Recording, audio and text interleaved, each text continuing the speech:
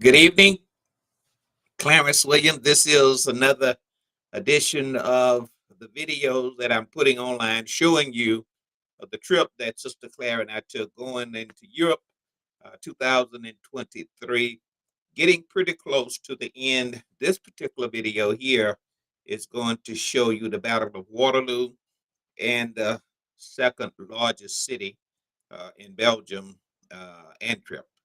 And so let's get into it. I have a few slides to show you, and also I have one or two videos, especially of the Battle of Waterloo. Waterloo is a very historic place. This is where Napoleon tried to become emperor of all Europe, and not knowing where I was going, I was not really paying attention to what they were talking about, but they were taking me to a place that I was going to really appreciate. And I'm always into a little bit of history and going over into Europe. I just got so involved in looking up different places, different structures, different articles, and just all of the monuments that was there, and I was amazed that both World War One and World War Two was fought over in Europe, and so going there and learning and being a part of experiencing that was just a blessing to me. So let's get into it and see can we give some insight of just going over into to Europe. This is uh, September the 14th. This is September the 14th, and so let's take a look and see. Now, this is the Battle of Waterloo here, and during this Battle of Waterloo, uh, I was so interested in it that I did some research, and it was fought on uh, in 1815 on a Sunday. The Battle of Waterloo itself, that particular battle was fought on a Sunday, June 18th, 15th. Uh, it is or was fought in Belgium, Napoleonic war. The French army was led by, Napoleon, and he was defeated by two armies of the Seventh Coalition. And this Seventh Coalition was a consortium of different countries coming together to fight because they really was fighting for their, for their statehood in a sense. Because if Napoleon had won, then certainly he would have been emperor of all of Europe. And that's what he was trying to accomplish. And they were bent on trying not to let that happen. On the road going, this is a roundabout. Now, I've seen some roundabouts here in Jacksonville, but when I went over to Europe, I mean, it was as though they started the plan or the system of roundabouts because roundabouts was everywhere in Europe. And this particular little tractor is sitting right in the center of a roundabout while we were going uh, to the Battle of Waterloo. You can see it there in the distance. We had to go around it and uh, and continue on to Waterloo. And now we are still in the car going. And if you look in the distance, you're going to see what I know now is the Lion's Mount. It's an artificial hill that was created, and we're going to get close to it, go all the way up on the top of it, and see the lion all the way up on the top of it. But as we are traveling, I'm looking at it, and you can see a bit better picture of it now. You can see the lions, statue of the lions up on top of it, the panorama, which is that white round building. We're going to go inside of that and see a lot of different things on the inside of that. So, and then also see the steps that's going up to it. I think it's 220 steps that is from the ground going up to that lion's mount right there, that monument all the way up on the top. Believe it or not, I went all the way up to the top, and it's a challenge. It's a challenge going up there, but there was no way that I was going to go that close and not go up to the top of that hill. Here I am taking a selfie. Now you can see the cannons there and buildings in the back, and I'm just taking a selfie. Now at this time, the company that I was with, they was in maybe that building there, and they was doing their, just touring around the building because it's kind of like a little museum, and it's also, a place where you can buy artifacts, what have you. But this is a little write up of the Lion's Mount. King Williams the First, he commissioned it in 1820, and then it was completed in 1826. And it commemorates the actual Battle of Waterloo. That's why when you go into that panorama, you're going to see the pictures of the Battle of Waterloo, and you're going to see that while we're going up through that. It also says that he did this because his son was involved in that battle, and his son was wounded in the battle. So that may be why he did it. But you know, I think it's a great monument. It's a great monument. Up on top of it, you're going to see a lions, and it's just a nice place. Just a nice place. And then you can go all the way around that lion. Here I am, halfway up the steps, and you can see the lions up top. And then that little platform there, you can go all the way around it. And so what I did, I got up on the top of it, and then I took a video all the way around it, just to show you something. I'm a little bit closer up now. You can get a better view of the lion that's on top. Now they built this thing. They just moved dirt. That's what they did. They just moved dirt and kept moving dirt, and built that particular. I call it a hill. They call it a mount, Lion's Mount. But it's beautiful. Let me give you the. Uh,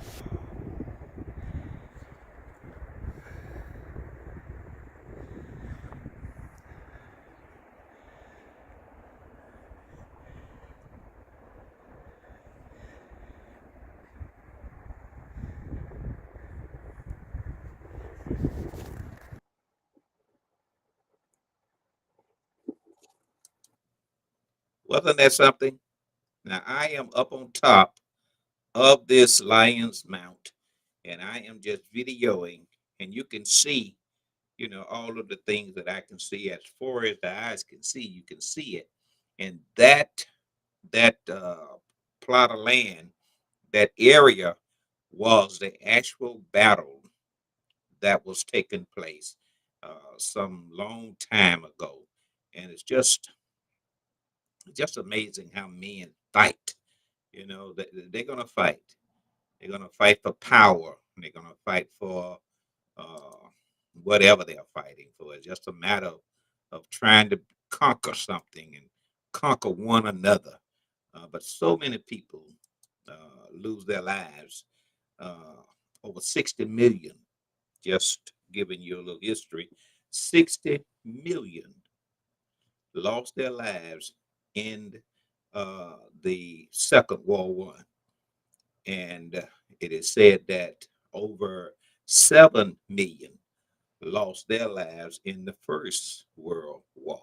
And all throughout Europe, you can see monuments, statues, uh, pictures, and commemorations of that particular wall and all of the walls, you know. And this is just looking, this is still on the mount, but they are showing a little drawing, little map here of the lines of where the armies were positioned in fighting this particular wall. Here I am still up on it, but I'm coming down off of it now. You can see I'm getting a little bit closer to the ground. And that's the panorama hill building that's to the side of it there. That's all the way down on the ground and just looking back up now at it. This is the panorama here. Go inside this panorama, and then you can also see these three beautiful ladies, Sister Claire, Sonia, and the lady that took us, she and her husband, that was so gracious to take us to this Battle of Waterloo. Here is a uh, Battle of Waterloo.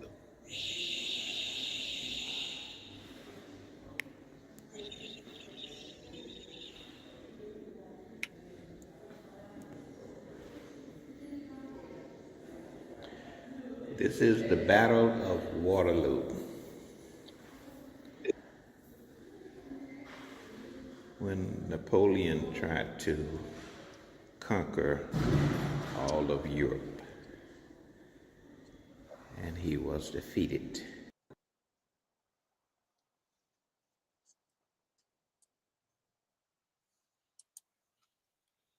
Okay, just seeing that was so interesting, and it was so, I mean, so much of a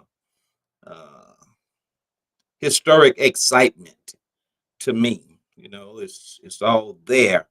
It's not real in the sense that it's not present day activities that was happening as far as the battle, but just knowing that took place, just knowing that took place, and I am actually standing in the place where that actually happened on the holy ground.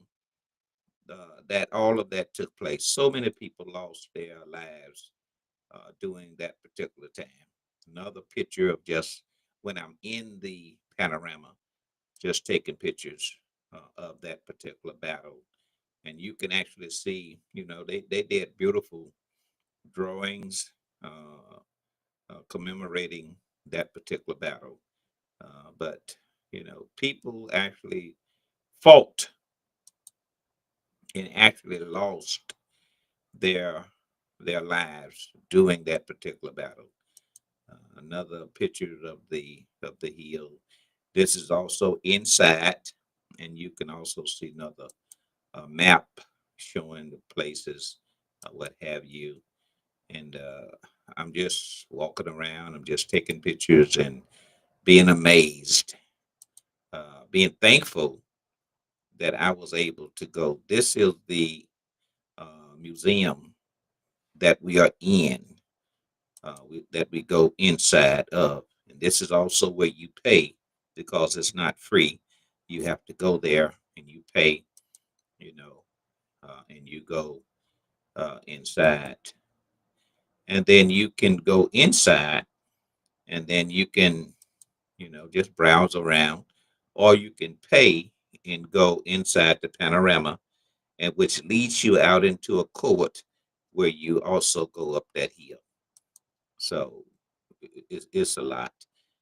And here these three young ladies, and I'm taking a picture of them, and you can see the mount behind. You can see part of the panorama building behind. Uh, Pretty sure it was one of them, maybe Sister Claire, taking a picture of me. Another picture here, that has to be that young lady's husband taking a picture of the four of us now. Another selfie. And then here I am taking a picture of the four of them, Sister Claire, Sonia, and the lady and her husband. And they were so gracious and Sister Claire did tell me her name, but at this point, I have forgotten her name. But I'll tell you, she was a beautiful lady, she and her husband.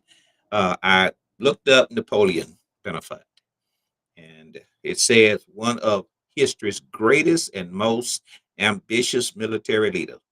Napoleon Bonaparte came to power in France amidst the chaos of the French Revolution. Crafting his empire through military expansion, Napoleon was one of the most powerful men alive during the early 19th centuries. So this guy was no joke. I mean, he rose to power, and then from rising to power, he wanted to actually become emperor of all of Europe. And then this was so interesting, reading further. Although Napoleon never set foot on American soil, his legacy as a military leader came to can be seen through much of America's uh, military history. His foreign policies, conflicts with Great Britain, was vastly important to American politicians and uh, military actions, especially it says here before and during the War of 1812. Now, what was the War of 1812?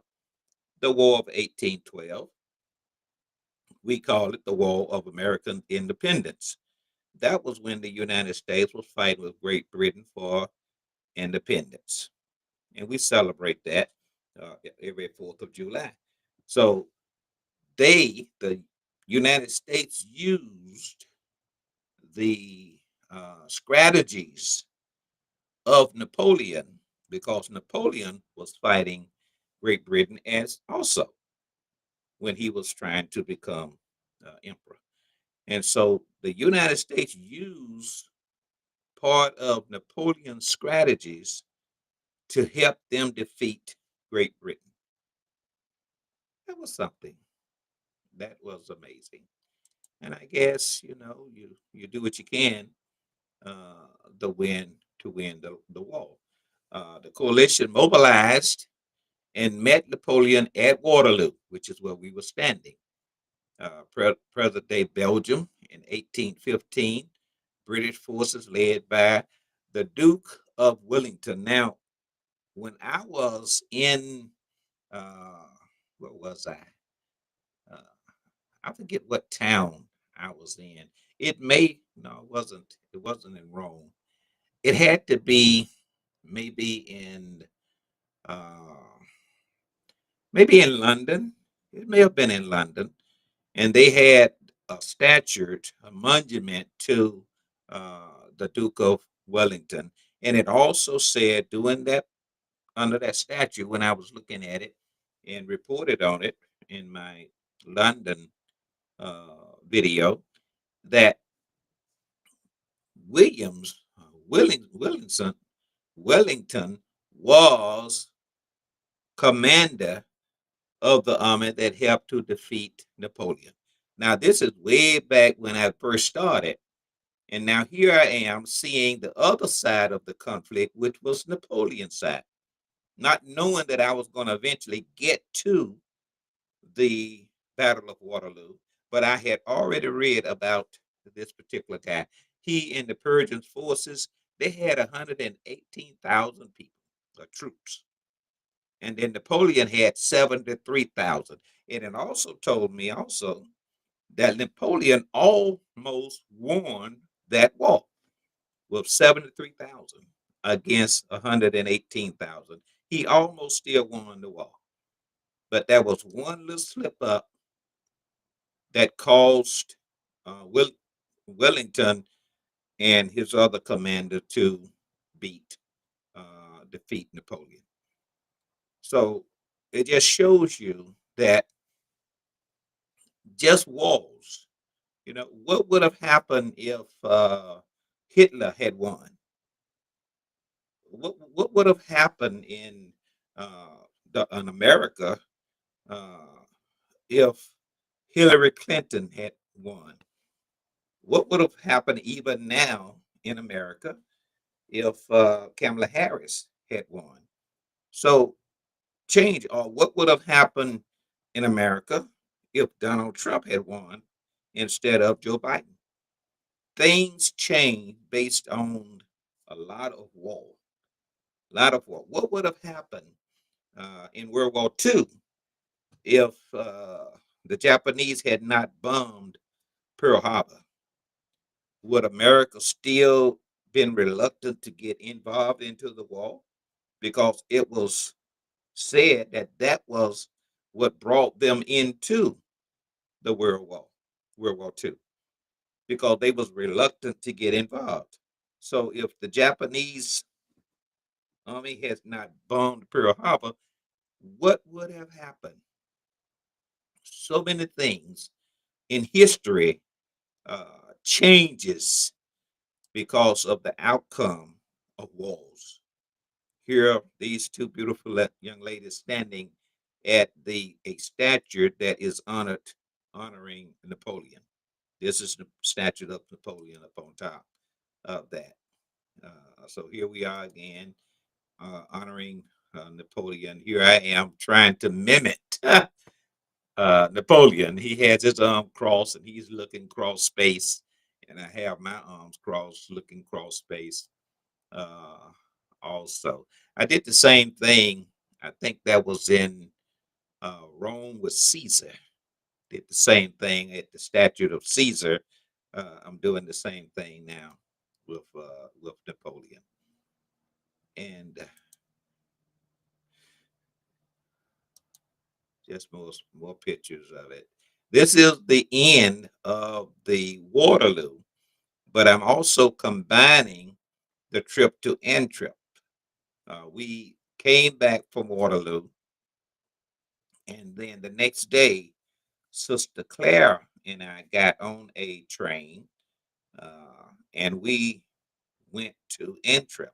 Now, Antwerp, this is the second largest city in Belgium, but not knowing where we were going, not knowing what we were going to see. Uh, so we just wanted to be safe. Uh, and so we went there.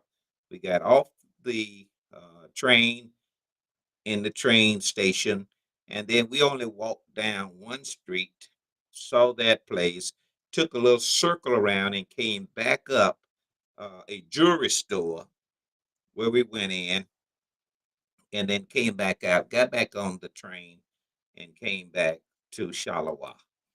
But let me show you some of the uh, scenes. Now, this picture I took off of the internet because we did not go to this particular site here. But it says Antwerp is Belgium's second largest or biggest city. It boasts a lovely historic city center. This must be it, as well as known across the world as a fashion section. Antwerp, port of Europe, second biggest and the key economic player in Belgium. So, not seeing any of that, but we were right in that area of having it. But we saw so much of the diamond uh, businesses that was happening, because everywhere you looked, you saw uh, diamond shops and what have you. It is known as the world's premier diamond metropolis, with more than 70% of all diamonds traded there.